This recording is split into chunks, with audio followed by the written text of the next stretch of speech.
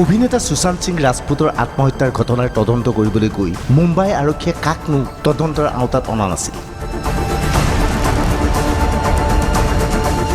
কেতিয়াবা মহেশ ভাট, কেতিয়াবা সঞ্জয় লীলা পাঞ্চালী আৰু কেতিয়াবা ধৰ্ম প্ৰডাকশ্যনৰ CEO সোধপোছ কৰিছিল মুম্বাই আৰক্ষীয়ে। মুম্বাই আৰক্ষীয়ে মূলতঃ বলিউডৰ একাংশ তাৰকাৰ তথা একাংশ পৰিচালকৰ ভূমিকাৰ বাবে সুশান্তই আত্মহত্যা কৰিছিল বুলি ধাৰণা কৰি তদন্তৰ গতি আগবঢ়াই আছে। মুম্বাই আৰক্ষীৰ তদন্তৰ গতি হঠাৎ ইউটাৰ্ণ লয় পাটনাত। হঠাৎ মঙলবাৰে পাটনাৰ আৰক্ষী থানাত এটা গোচৰ ৰুজু কৰে সুশান্ত সিং ৰাজপুতৰ পিতৃয়ে।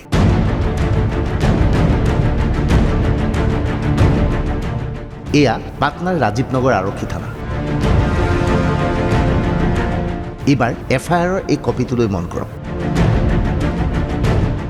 হিন্দী ভাষাত সুশান্তৰ পিতৃয়ে সমগ্ৰ ঘটনাৰ বিতং তদন্ত বিচাৰি এটা গোচৰ ৰুজু কৰিছে।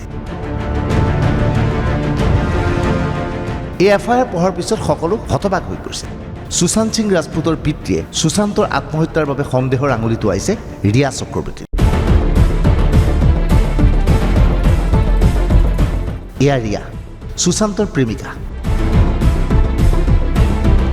আচলতে মৃত্যুৰ সময়তো সুশান্তৰ প্ৰেমিকা আছিল নে নাই তাক লৈ প্ৰশ্ন আছে। ৰিয়া টেলিভিছন ধাৰাবাহিকৰ অভিনেত্ৰী আছিল। পৰৱৰ্তী সময়ত এখন ছবি পাইছিল। সুশান্তৰ জীৱনলৈ আহিছিল ৰিয়া। দুয়োৱে পৰৱৰ্তী সময়ত বিয়া পতাৰ কথাও আছিল। কিন্তু এতিয়া সমগ্ৰ ঘটনাৰ বাবে খলনায়িকা হৈ পৰিছে ৰিয়া চক্ৰৱৰ্তী। আন কোনেও নকলে সুশান্ত সিং ৰাজপুতৰ পিতৃয়ে খলনায়িকা সজাব ওলাইছে ৰিয়া।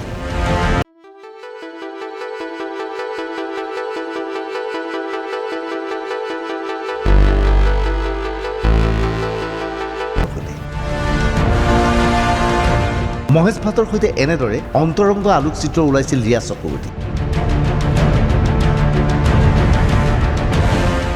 লগে লগে বলিউডত যথেষ্ট চাঞ্চল্যৰ সৃষ্টি হৈছিল। সেইখিনি সময়ত ইয়াৰ স্পষ্টীকৰণ দি মহেশ ভাটে কৈছিল ৰিয়া তেওঁৰ কন্যাৰ দৰে। কিন্তু এই আলোকচিত্ৰসমূহে প্ৰশ্ন কৰে, এয়া পিতা আৰু কন্যাৰ আলোকচিত্ৰনে, নে এয়া প্ৰেমিক প্ৰেমিকা আলোকচিত্ৰ? অভিযোগ মতে ৰিয়াই নিজৰ কেৰিয়াৰ গঢ়ি তুলিবলৈ মহেশ ভাটৰ কাষ চপিছিল। হয়তো যাৰ পৰিণতিত সুশান্ত সিং ৰাজপুত আৰু মহেশ ভাটৰ সংঘাত হৈছিল। এনেবোৰ কাৰণতেই মহেশ ভাটক সোধপোছ কৰিছিল মুম্বাই আৰক্ষীয়ে। কিন্তু এইখিনি সময়তেই সুশান্ত সিং ৰাজপুতৰ পিতৃৰ অভিযোগে চাঞ্চল্যৰ সৃষ্টি কৰিছে। সুশান্তৰ পিতৃৰ প্ৰথম অভিযোগ, ৰিয়াই কেৰিয়াৰ বনাবলৈ সুশান্তৰ বিৰুদ্ধে ষড়যন্ত্ৰ কৰিছিল। সুশান্তৰ ধন আত্মসাৎ কৰিছিল ৰিয়া চক্ৰৱৰ্তীয়ে। সুশান্তৰ পিতৃৰ দ্বিতীয় অভিযোগ, ৰিয়াই সুশান্তক পৰিয়ালৰ সৈতে যোগাযোগ কৰিবলৈ দিয়া নাছিল। সুশান্ত যিটো ফ্লেটত আছিল সেই ফ্লেটত ভূত প্ৰেত আছে বুলি ৰিয়াই সুশান্তক কৈছিল, যাৰ বাবে সুশান্ত মানসিকভাৱে ভাগি পৰিছিল। ৰিয়াৰ পৰিয়ালে সুশান্তক এয়াৰপৰ্টৰ কাষৰ এটা ৰিজৰ্টত কিছুদিন ৰাখিছিল। সুশান্তক বাৰে বাৰে কোৱা হৈছিল তেওঁ মানসিক ভাৰসাম্য হেৰুৱাইছে। সুশান্তৰ পিতৃৰ তৃতীয় অভিযোগ, সুশান্তক মুম্বাইত চিকিৎসা কৰাৰ বাবে হেঁচা দিয়া হৈছিল। ৰিয়াৰ পৰিয়ালে সুশান্তক দৰৱৰ অভাৰড'জ দিছিল। ৰিয়াই কৈছিল সুশান্তৰ ডেংগু হৈছে।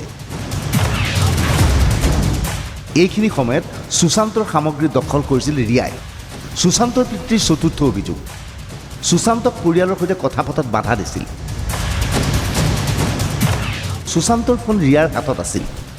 সুশান্তই নতুন চিনেমা ছাইন কৰাৰ বাবে নতুন চুক্তি আৰোপ কৰিছিল। সুশান্তৰ বাসগৃহৰ সকলো কৰ্মচাৰীক সলনি কৰা হৈছিল। সুশান্তৰ পিতৃৰ পঞ্চম অভিযোগ, সুশান্তৰ আটাইবোৰ ক্ৰেডিট কাৰ্ড ৰিয়াই দখল কৰিছিল। আটাইবোৰ বেংক একাউণ্ট ৰিয়াই ব্যৱহাৰ কৰিছিল। 2019 ডিচেম্বৰত সুশান্তৰ পুৰণা ফোন নম্বৰটো বন্ধ কৰি দিয়া হয়। সুশান্তক এটা নতুন ফোন নম্বৰ দিয়া হয়। সুশান্তই কেতিয়াবাহে দেউতাকৰ সৈতে কথা পাতিবলৈ সুযোগ পাইছিল। সুশান্তৰ পিতৃৰ ষষ্ঠ অভিযোগ। ৰিয়া আৰু পৰিয়ালে সুশান্তক পগলা ফাটেকত ভৰ্তি কৰোৱাৰ ভাবুকি দিছিল। সুশান্তৰ ধন সম্পত্তি ৰিয়াই ব্যৱহাৰ কৰে। সুশান্তই কুৰ্গত অৰ্গেনিক খেতি কৰিব বিচাৰিছিল। ৰিয়াই লগে লগে ইয়াক বাধা দি ব্লেকমেইলিং কৰিছিল। ৰিয়াই সুশান্তৰ মেডিকেল ৰিপৰ্ট ৰাজহুৱা কৰাৰ ভাবুকি দিছিল। সুশান্তৰ পিতৃৰ সপ্তম অভিযোগ। চিকিৎসা চলি থকা অৱস্থাত হঠাৎ ৰিয়াই সুশান্তক এৰি আঁতৰি যায়। সুশান্তৰ মেডিকেল ৰিপৰ্ট প্ৰেছক্ৰিপশ্যন আদি লৈ যায়। ৰিয়া চক্ৰৱৰ্তীৰ বিৰুদ্ধে এনে গুৰুতৰ অভিযোগ উত্থাপন হোৱাৰ পিছতেই বলিউডত এতিয়া হাহাকাৰ লাগিছে। মঙলবাৰে পাটনাত সুশান্তৰ পিতৃয়ে গোচৰ ৰুজু কৰাৰ লগে লগে ৰিয়া চক্ৰৱৰ্তীয়ে তেওঁৰ অধিবক্তাৰ সৈতে কথা পাতিছে। ৰিয়া এতিয়া নিজৰ বাসগৃহৰ পৰা পলাই ফুৰিছে। ইতিমধ্যে পাটনাৰ পৰা মুম্বাইত উপস্থিত হৈছে বিহাৰ আৰক্ষীৰ 4জনীয়া দল এটা। এই দলটোৱে ৰিয়া চক্ৰৱৰ্তীক সোধপোছ কৰিব বিচাৰিছে। মুম্বাই আৰক্ষীৰ সৈতেও যোগাযোগ কৰিছে। में एफआईआर दर्ज इसलिए की गई कि part of cause of action Patna में भी था। जो सुसाइड किसी का जो एबेटमेंट ऑफ सुसाइड जो एक ऑफेंस होता है ना, वो एक ऐसा गंभीर ऑफेंस होता है जिसमें कि एक आदमी की मानसिक स्थिति पे काम किया जाता है, उसका मेंटल कंट्रोल किया जाता है। मेंटल कंट्रोल करने के लिए जो पहला जो इन्होंने जो अटेम्प्ट किया, जो क्राइम का पहला इंग्रेडिएंट है कि परिवार को अलग कर दिया। पिता को बात नहीं करने देती थी। पटना से जब फोन करते थे तो बात नहीं करने देती थी।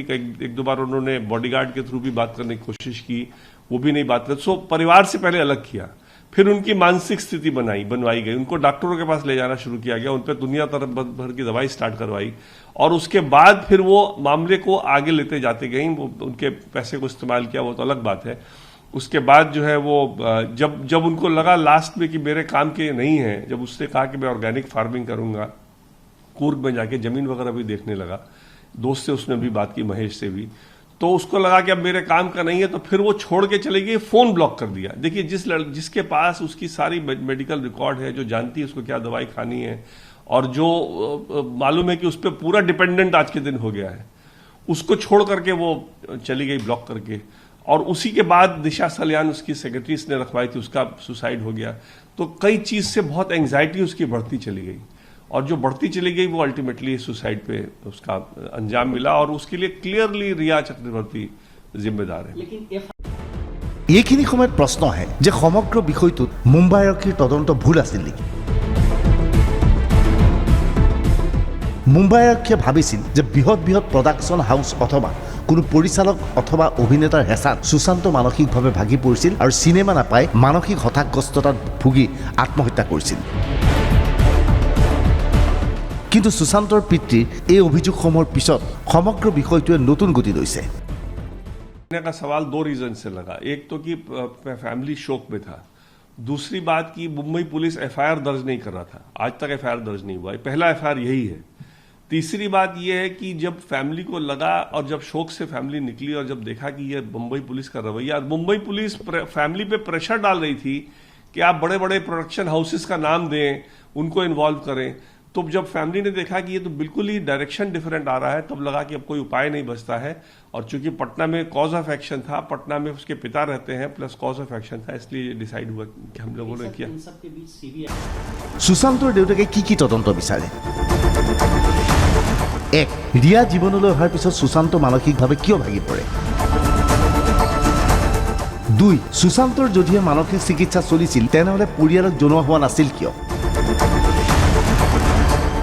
তিনি, চিকিৎসকৰ ভূমিকা কেনে আছিল? কি দৰৱ সেৱন কৰিবলৈ দিছিল? চাৰি, সুশান্তৰ যদিহে চিকিৎসা চলি আছিল তেনেহ'লে হঠাৎ ৰিয়াই সুশান্তক এৰি কিয় গৈছিল? পাঁচ, সুশান্তৰ বেংক একাউণ্টত থকা 17 কোটিৰ 15 কোটি টকা কিয় উঠাই লোৱা হৈছিল? ছয়, সুশান্তৰ জীৱনলৈ ৰিয়া অহাৰ পিছত সুশান্তই কিয় চিনেমাত কাম পোৱা নাছিল? সাত, সুশান্তৰ লেপটপ, ক্ৰেডিট কাৰ্ড, নথি পত্ৰ আদি ৰিয়াই কিয় লৈ গৈছিল? में धोखाधड़ी का है। सुशांत के अकाउंट से बहुत सारा पैसा ट्रांसफ़र हुआ है उसके अकाउंट में, जॉइंट अकाउंट बना करके कई कंपनी बना करके कुछ धोखाधड़ी का काम किया गया उसकी तरफ से। तो वो सारा जांच का इशू है, पुलिस जाएगी, जांच करेगी तो सारा कुछ बाहर आएगा कि क्या क्या किया गया। উল্লেখযোগ্য মুম্বাইৰ ফ্লেটত সুশান্তই যেতিয়া আত্মহত্যা কৰিছিল সেই সময়ত ঘৰত কোনো নাছিল ঘৰত থকা কাম কৰা মানুহগৰাকী ওলাই গৈছিল আনহাতে চিচিটিভিও বন্ধ অৱস্থাত আছিল এনে অৱস্থাত পিতৃয়ে সন্দেহ কৰিছে ৰিয়াৰ ষড়যন্ত্ৰৰ বলি হৈছে সুশান্ত সুশান্তৰ লগত থকা বৃহৎ পৰিমাণৰ ধন ইতিমধ্যে ৰিয়াই আত্মসাৎ কৰিছে সুশান্তক মানসিকভাৱে বিকাৰগ্ৰস্ত বুলি প্ৰমাণিত কৰিবলৈ গৈ সুশান্তৰ সকলো সা সম্পত্তি দখল কৰিছিল ৰিয়াই আৰু এটা সময়ত সুশান্তক মানসিকভাৱে অস্থিৰ কৰি ৰিয়া আঁতৰি গৈছিল সুশান্তৰ জীৱনৰ পৰা সেয়ে সমগ্ৰ বিষয়ৰ তদন্ত কৰিলে বিতং তথ্য পাব বুলি ধাৰণা কৰিছে সুশান্ত সিং ৰাজপুতৰ পৰিয়ালে ব্যুৰ ৰিপৰ্ট DY365